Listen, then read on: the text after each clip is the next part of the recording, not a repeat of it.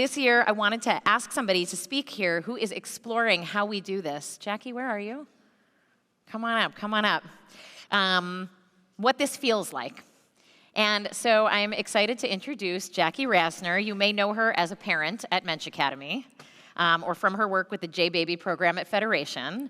She's also one of the lead organizers of our work with the Jewish Council on Urban Affairs and on their board. Mishkan has a working relationship with the Jewish Council on Urban Affairs that works to end poverty and anti-Semitism in this city. And so I'm going to hand the mic in a moment to Jackie, who's going to share some of her own story, and then a specific issue that touches us all, that this year we have an opportunity to think about how to affect positive change in. And I guess what I want to say is last week, for those of you who are here, you heard me talking about the importance of staying in relationship, even when you might find yourself disagreeing with a particular point or a particular thing you might hear in community. And so if, as you're listening, you find yourself nodding in agreement, wonderful. If you find yourself asking questions, or maybe even sitting with doubting skepticism or feelings of like, wait a second, consider this the beginning of a conversation, please. I invite you to consider this the beginning of a conversation that we'll be in as a community, and that Jackie's going to open up for us. So thank you, Jackie. Thank you. Thanks, everyone, for letting me be here. I'm just going to say from the start, I've never done this before in front of so many people, so I'm very nervous, and I thank you for being here with me. I have a confession to make. This seems like the right day to do it. While I've always been someone who cares about social justice, the issue of homelessness didn't get much of my attention until I saw it through the eyes of my children. I grew up in Naperville, an area that had very few visibly homeless people, and my only interactions with people who were unhoused was when they were being labeled panhandlers or beggars, and we averted our eyes when we went on trips to the city. But making the conscious choice to raise my children in Chicago meant that I was also raising them with the daily awareness that not all people have homes. The drive to preschool included passing folks daily who were asking for assistance, money, or food.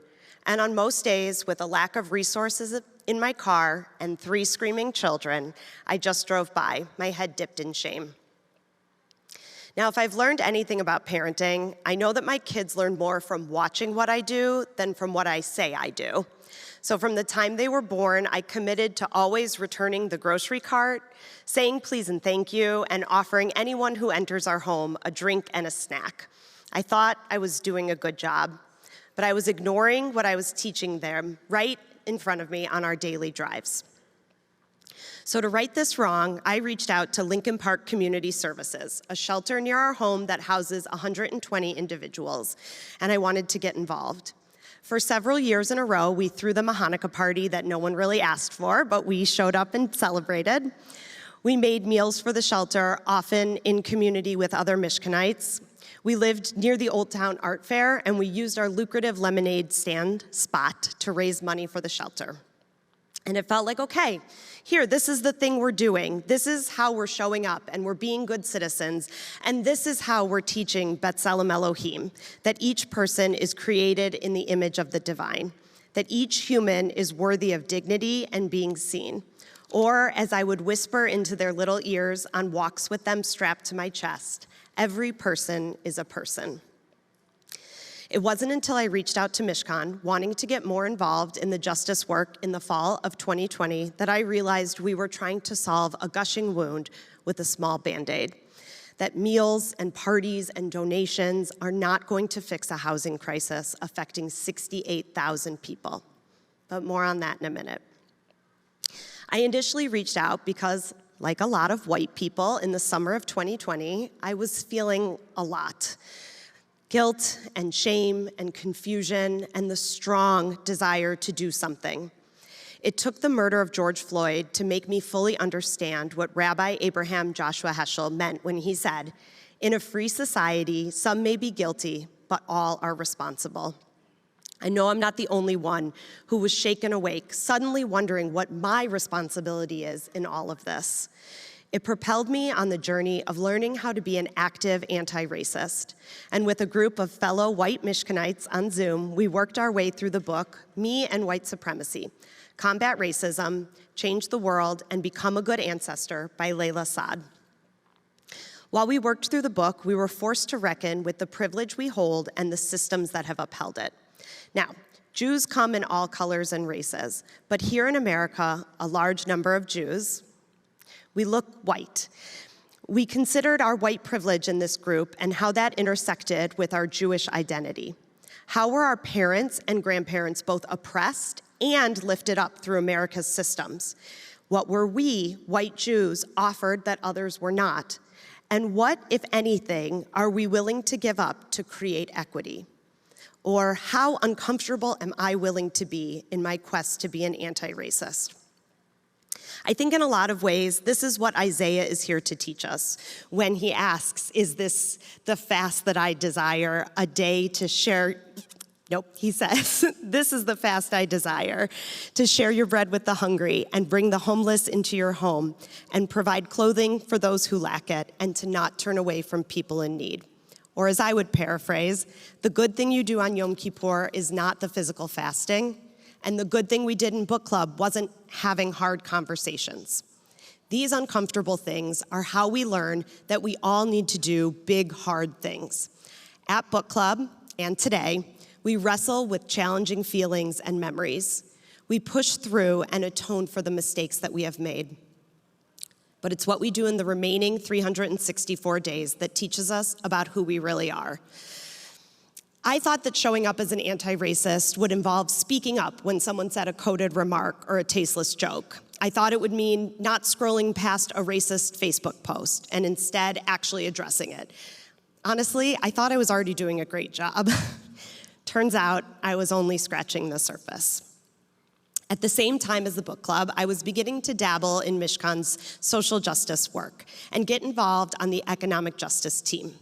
They were focused on Chicago's housing crisis, one that has only gotten worse in the past 3 years. According to the Chicago Coalition for the Homeless, approximately 68,000 Chicagoans are homeless, defined by not having an address to call their own and not having the ability to obtain one. 3/4 of the homeless population are people of color. 36,000 are Black. 18,000 children are homeless. That's 10 Copernicus centers filled with children who don't have a home. A full quarter of Chicago public school students will experience homelessness. Now that number includes the homelessness we see in tent cities and from our cars or in shelters. But it also includes the homelessness we don't see. Those who are doubled up, staying somewhere that they are not on their lease or the mortgage. These folks may have a roof over their head for the night, but they don't know for how long they will be welcome. At any moment, they could be asked to leave. They don't experience the safety one feels in their own space. The feeling of unwinding, of turning off, of being their true, authentic self. You can't do that without a home to call your own. This was a problem, but the economic justice team, in partnership with JCUA, One Northside, labor unions, and other community organizations, had a proposal. Their proposal was the Bring Chicago Home campaign, a proposal to raise the real estate transfer tax on real estate purchases over $1 million to create a dedicated annual funding source to combat homelessness. Thank you. Money that would go directly to creating more affordable housing with wraparound services. 2 weeks ago, we introduced the ordinance at City Hall, and next week, City Council will vote, and then they send it to the people. Bring Chicago Home will be a referendum on our ballots in March of 2024, and each one of us registered Chicago voters will have a vote. Now, the connection between the Bring Chicago Home initiative and anti-racist work, to me, is clear. Chicago's history of racial inequality and redlining has led to a deeply segregated city of haves and have-nots. And in the face of the huge inequality in access to housing, I found myself leveling up in my discomfort. agitating my alderperson, being interviewed by the news regarding my support, leading chants on a megaphone, delivering a sermon on Yom Kippur. In October of 2022, I agreed to attend a rally at City Hall during Mayor Lightfoot's budget address. I was surprised to find out that morning that we would actually be inside the building, setting up tents and representing what we dubbed the 51st Ward, made up of the 68,000 unhoused Chicagoans. I was nervous we would get in trouble or there would be police interference, and I had to dig deep to find courage. Every uncomfortable action I take for Bring Chicago Home is rooted in the lessons I learned from Layla Saad. I am deliberately choosing to do big, hard things in service of equity for Chicagoans. The easiest thing for me to say today is learn from this journey. Find the cause that speaks to you, start reading books, learning more, and doing something to address that problem. And yes, you should absolutely do that. There are so many ways to get involved at Mishkan and help to repair the world.